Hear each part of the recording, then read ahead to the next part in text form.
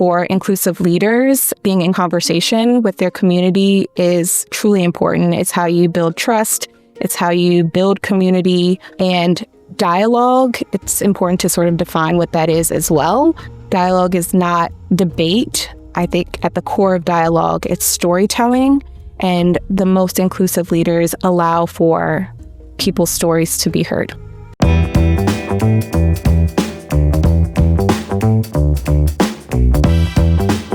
Hi, I'm Anee Korme, she, her, Senior Director, Community Belonging and Impact. I want to share how inclusive leadership can support leaders leading through change or crisis.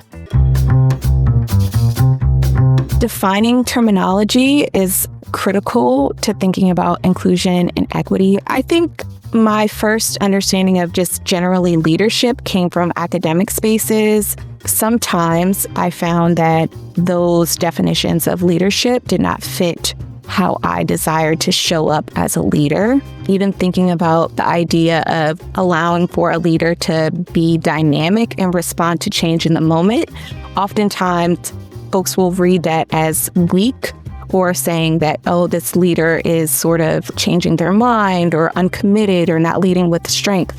I think the idea that I could then reframe that definition of leadership as inclusive leadership and leveraging the strengths of that was really an empowering moment for me. I think what I then began to see as a leader was less of me in the work and more of the folks I was leading in the work.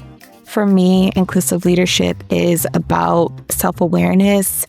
It's about ethical awareness, and it's about leaning into accountability and growth. I think oftentimes it's connected to the idea of dialogue as well.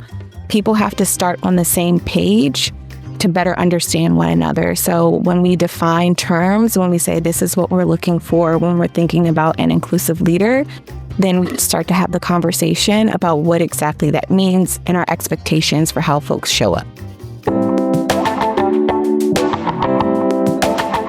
Inclusive leadership is truly a game changer in thinking about how you manage crisis or change.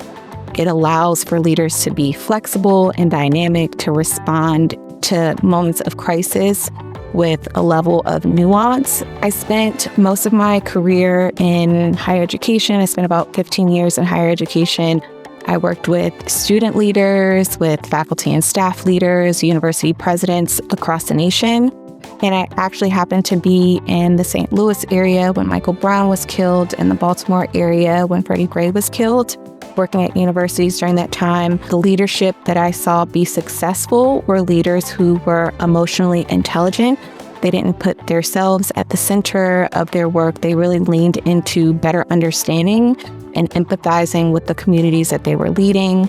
I saw leaders be successful who were able to check their own biases, lead with empathy, and be aware of how their role, their identity, their privilege might be impacting folks that they're engaging with. And then folks who leaned into accountability as a means to growth. I saw folks who were able to sort of invite critique as a way to better understand the problem. And all of that really helped them to navigate those tumultuous times.